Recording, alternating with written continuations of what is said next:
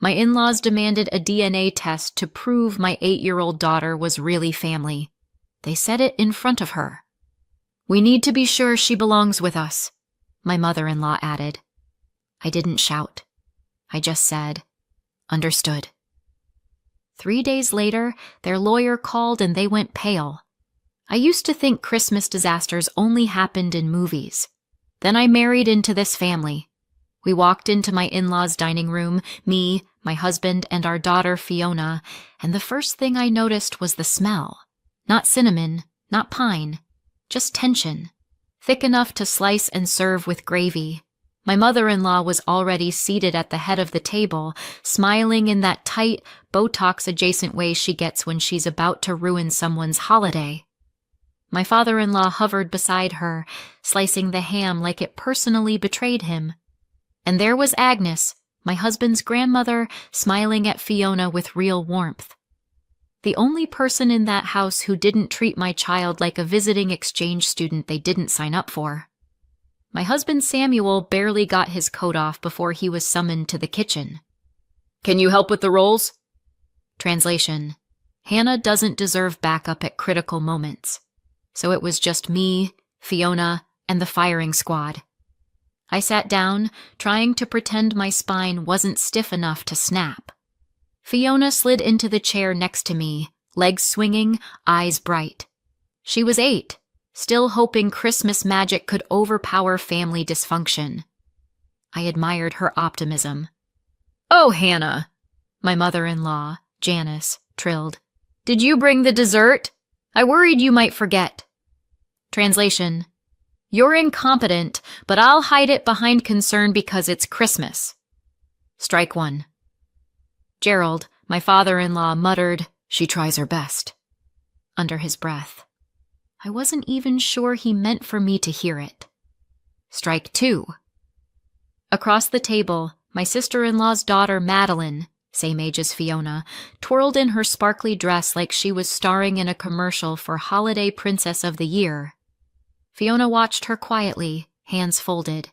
She never needed spotlights, just kindness. Then, right on schedule, the universe proved it had a dark sense of humor. My husband stepped out of the kitchen doorway again, momentarily out of sight. Perfect opening for cruelty. Gerald cleared his throat, straightened in his chair, and said, "We need a DNA test." Just like that. Like he was announcing the potatoes were overdone. Fiona froze. The whole room did. "We just want to be sure she's really family," he added, eyes locked onto my child. Janice leaned forward, smiling sweetly, if snakes wore pearls. "We need to be sure she belongs with us." Fiona's breath hitched. Her shoulders folded inward. She didn't cry. She didn't scream. She just shrank. And that was somehow worse.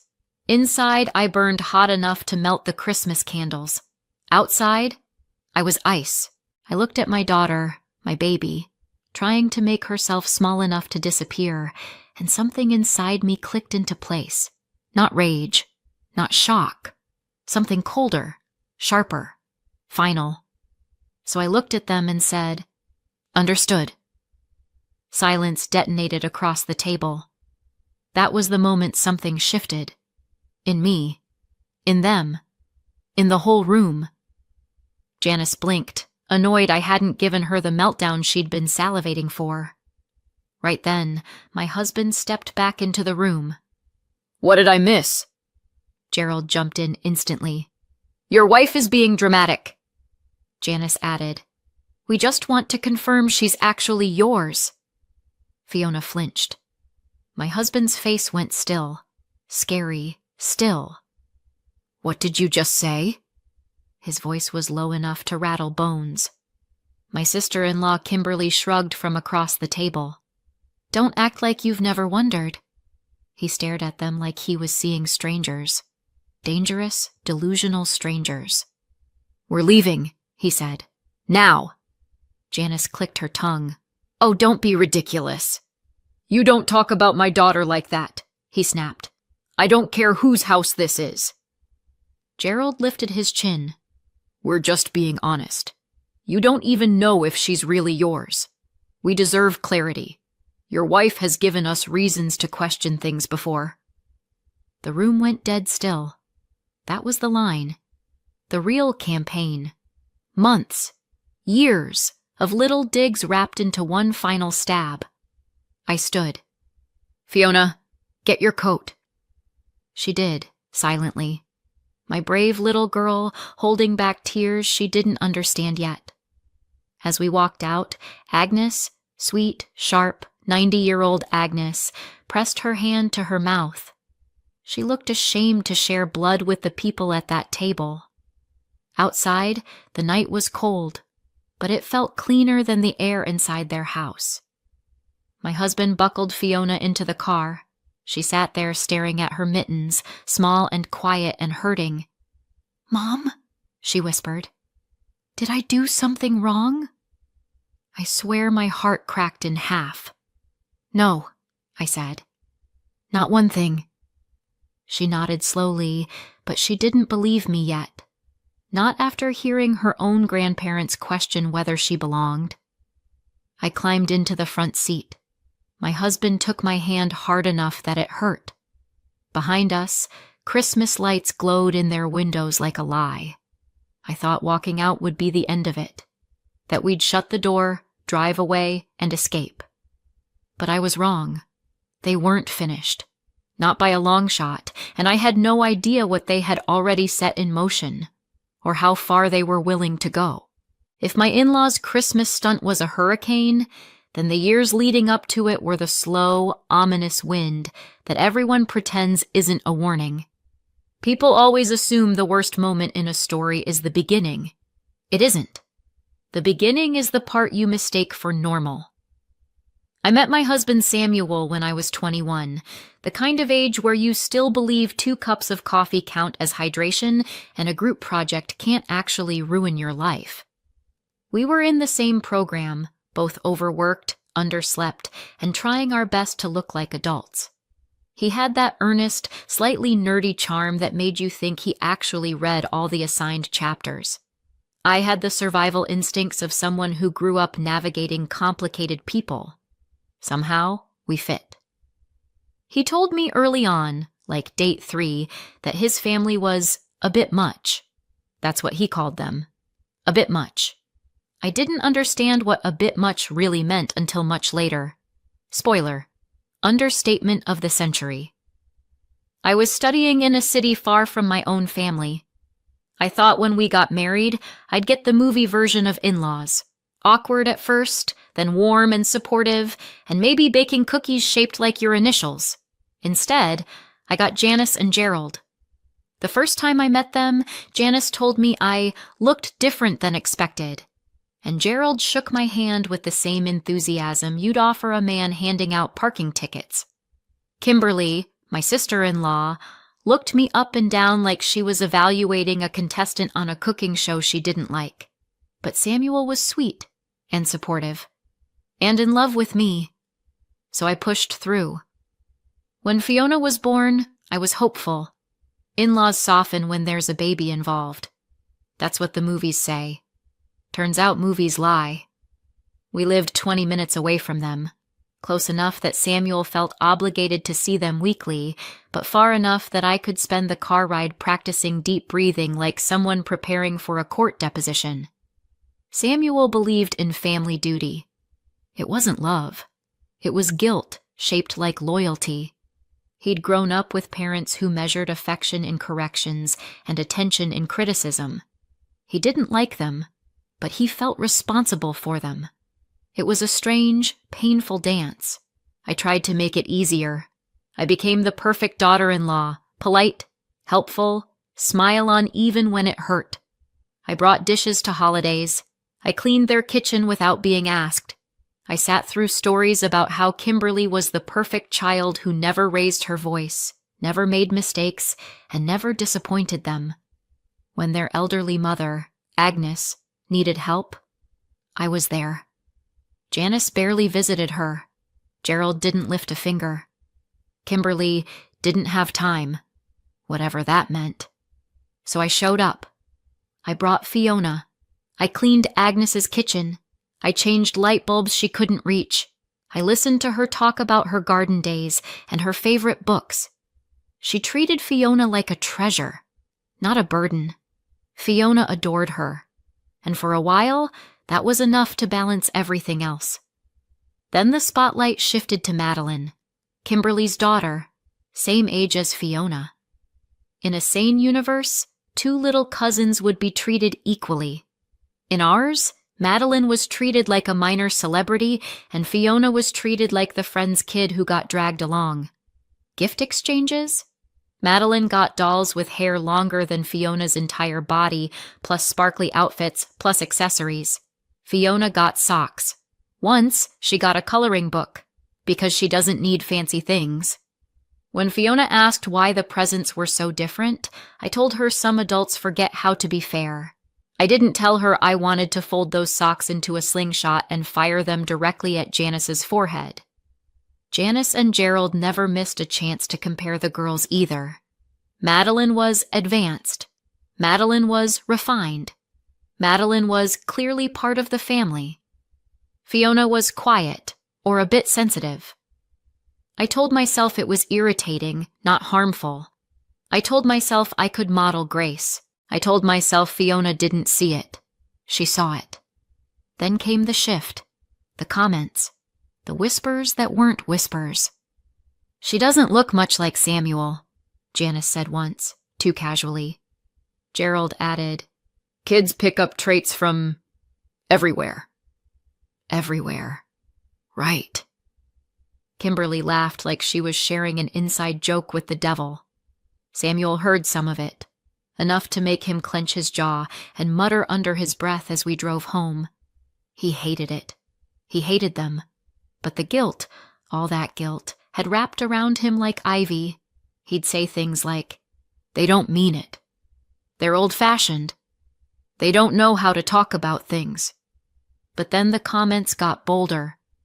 "Are you sure she's yours, Samuel? You never know these days. We'd feel better if we had proof." Proof.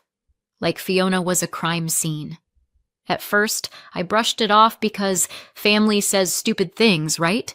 Then I saw Fiona's face one day when she overheard Gerald say, "Maybe she has another father." She didn't cry. She just folded inward, quiet, confused, bruised. I felt something cold slide into place inside me. And then it happened. The moment the hints stopped being hints. "We want a DNA test," Gerald said, looking directly at me. I remember thinking, this is the line. This is where we stop pretending. I didn't know it would get worse. I didn't know it was connected to something far bigger. Something with zeros at the end, something hidden in legal documents, something that explained why they'd suddenly gone from petty to vicious. I thought the DNA question was the climax. It wasn't. It was just the start. If you've ever slammed a door behind you so hard it feels like it sealed a chapter of your life shut, that was us after Christmas at my in-laws. Except the chapter wasn't sealed. It was cracking open into an entirely new disaster. We got home and the silence hit first. Not the peaceful kind. The kind where your adrenaline is still in your teeth and your shoulders are stuck halfway between shaking and wanting to punch a wall. Fiona went straight to the couch and curled up under her blanket. My husband stood in the doorway like someone had unplugged him. I leaned against the table and tried to remember how to breathe air that didn't taste like humiliation. Finally, he exhaled. "Hannah," he said, voice low and dangerous. "I'm done." "With them?" I asked, though I already knew the answer. "With everything," he said. "The money, the help, the weekly visits, all of it." That snapped my brain out of its freeze mode. For years, Samuel had been sending his parents about $200 a month. Nothing outrageous, but enough that it was clearly more about guilt than assistance. He'd always shrugged and said things like, "It makes them feel supported," or "It's just what you do." Now he walked to the counter, logged into his banking app, and canceled the transfer like he was cutting a rope that had been around his neck since childhood. "There," he said. "Done." I didn't cheer. I didn't scold him. I didn't tell him he didn't have to. Because honestly, he damn well did. Instead, I just said, "Good." We sat together quietly, watching Fiona's chest rise and fall as she drifted into an exhausted sleep. She looked so small, so breakable, so undeserving of the cruelty she'd endured that night. "You know what hurts most?" Samuel whispered. "That they said it in front of her," I said instantly. He nodded, jaw clenching. "And that they meant it." I reached for his hand. He looked at me with the kind of expression that comes only when a man realizes his parents aren't just a bit much. They're toxic. I wish that was the end of the night. But toxic people are like raccoons. The second you think they've given up, they're back on your porch knocking over your trash. Around 9:30 p.m., Samuel's phone rang. Unknown number. He answered and immediately straightened. Yes, this is him. Tomorrow morning? Sure. We'll be there." He hung up. His face was unreadable. "Who was that?" I asked. "A lawyer," he said. "My grandmother's lawyer." That got my heartbeat going again. "Did he say what it's about?" "No, only that it's important and she wants us to come." We both looked at Fiona, still asleep, still holding the stuffed bear Agnes had gifted her, the only truly safe person on that side of the family. My stomach twisted. "Is Agnes okay?" "I think she's fine," he said. "Just angry." Angry? Angry was new. We sat on the couch, whispering in the dim light, both pretending not to imagine the worst. But the truth hung between us. Janice and Gerald had taken their obsession with belonging to a new level. There was a reason that DNA conversation had escalated so quickly. Something had triggered it. Something big. Samuel rubbed his face. "I know why this all started." I turned to him. He swallowed.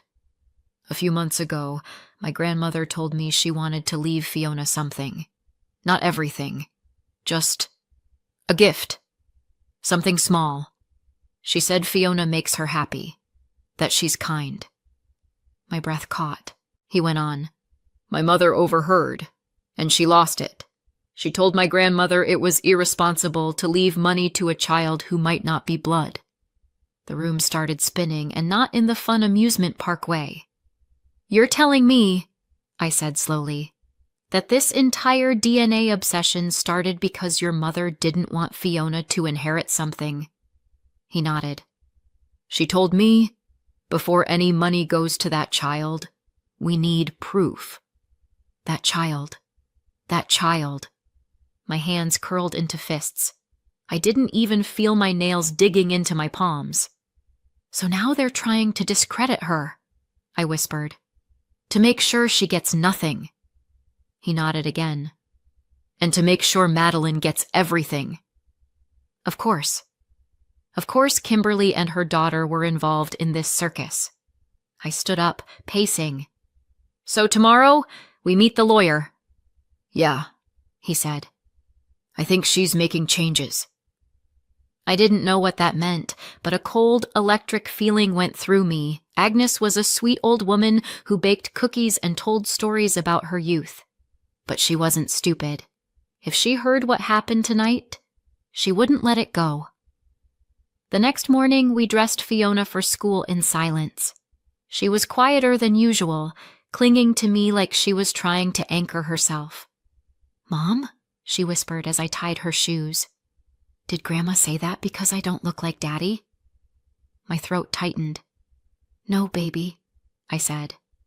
"She said it because she's wrong." She nodded slowly, but I saw it. The seed of doubt planted by people who should have protected her. We dropped her off, then drove to the law office. My hands were cold the whole ride. When we entered the meeting room, Agnes was already there. sitting straighter than I'd ever seen her, eyes bright, lips pressed tight like a woman on a mission. The lawyer introduced himself. Then he said the words that made my head spin. "Agnes asked me to update her estate planning." Samuel blinked. "Because of last night?" Agnes nodded sharply. "I won't tolerate what they said to that child. Not one bit." She went on, her voice soft but firm. "They questioned her place in this family. They hurt her, and I won't allow people like that to inherit my life's work." I stared at her. What are you saying?" The lawyer slid a folder across the table. "Agnes has approximately $3 million in assets," he said. "She has chosen to divide that into 2 living trusts." My breath hitched. "One trust names Samuel as beneficiary," he said. "The other names Fiona." I felt dizzy.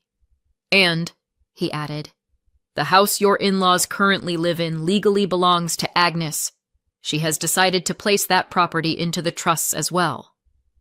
Samuel's jaw dropped. "Oh, wow." "Yes," Agnes said, eyes blazing. "They will not be inheriting a single penny." I sat there, stunned, unable to speak. Agnes reached for my hand. "You and that little girl have been the only ones who visit me, who help me, who show kindness. I'm giving my life savings to the people who deserve it." I couldn't breathe. I couldn't think. My heart hammered like it was trying to break out of my chest. We drove home in stunned silence, each of us trying to process what had just happened. We had barely stepped through our front door when my phone lit up like a fire alarm. A call from Janice, then Gerald, then Kimberly, all back to back.